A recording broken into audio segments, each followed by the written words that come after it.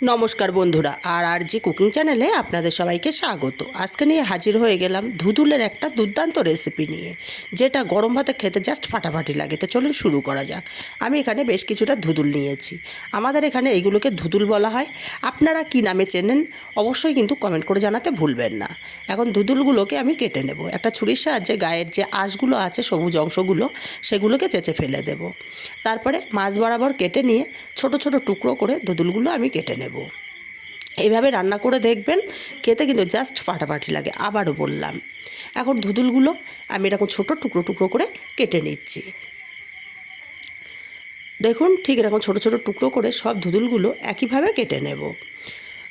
আর আপনারা এই ধুদুল কিভাবে রান্না করেন সেটাও কিন্তু কমেন্ট করে জানাতে ভুলবেন না। সব ধুদুলগুলো একইভাবে কেটে নিয়েছি, দেখেই বুঝতে পারছেন। আর সেমভাবে একটু আলুকেও আমি ছোট ছোট টুকরো করে কেটে নিয়েছি।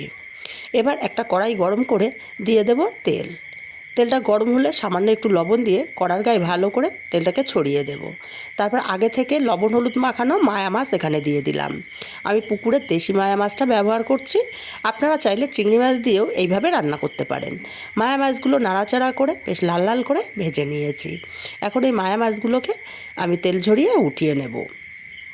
বন্ধুরা, রেসিপিটা ভালো লাগলে একটা লাইক দিতে ভুলবেন না, আর একটা কমেন্ট করতে ভুলবেন না। মাছগুলো উঠিয়ে নিয়ে ওই তেলের মধ্যে হাফ চামচ পাঁচফোড়ন আর কয়েকটা চেরা কাঁচা লঙ্কা দিলাম। তারপর দিয়ে দিলাম একটা পেঁয়াজ কুচি। পেঁয়াজ কুচিটা যখন হালকা কালারটা চেঞ্জ হতে শুরু করবে, তখন কেটে রাখা আলুগুলোকে এখানে দিয়ে দিলাম। আলুগুলো নাড়াচাড়া করে হালকা যখন কালার ধরতে শুরু করবে, তখন এখানে কেটে রাখা ধুদুলগুলো দিয়ে দেব। ধুদুলগুলোকে দিয়ে এইভাবে নাড়াচাড়া করে 2-3 মিনিট রান্না করে নেব হাই ফ্লেমে। এতে করে ধুদুল থেকে খুব বেশি জল ছাড়তে পারবে না, ভাজাটা ভালো হবে। যখন এরকম ধুদুলগুলোর কালার চেঞ্জ হয়ে যাবে, তখন দেব হাফ চামচ হলুদ আর হাফ চামচ লঙ্কার গুঁড়ো, আর দিলাম স্বাদ মতো লবণ। দিয়ে আবারও 2-3 মিনিট এইভাবে নাড়াচাড়া করে রান্না করে নিয়েছি। এখন ঢাকা দিয়ে আমি 2 মিনিট রান্না করে নেব। এতে করে ধুদুলগুলো অনেকটাই সেদ্ধ হয়ে যাবে।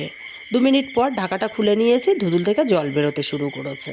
আবারও একটু নাড়াচাড়া করে দিয়ে তারপর এখানে দিয়ে দেব বেশ কিছুটা জল। তবে জলের পরিমাণটা খুব বেশি দেব না, কারণ আমি একটু মাখা মাখা তরকারি করব, তাই জলের পরিমাণটা খুব বেশি দিলাম না। জলটা দিয়ে খুব ভালো করে নাড়াচাড়া করে মিশিয়ে দিয়ে আবারও ঢাকা দিয়ে আমি 5 মিনিট রান্না করে নেব। ধুদুল সেদ্ধ হতে খুব বেশি সময় লাগে না।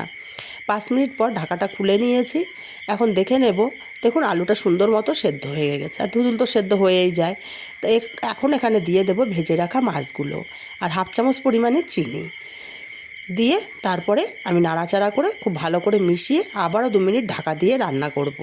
চিনিটা দেওয়ার দরুন, ধুদুল যেহেতু জল জাতীয় সবজি, চিনিটা দিলে টেস্টটা ভালো আসবে, তার জন্য চিনিটা দেয়া।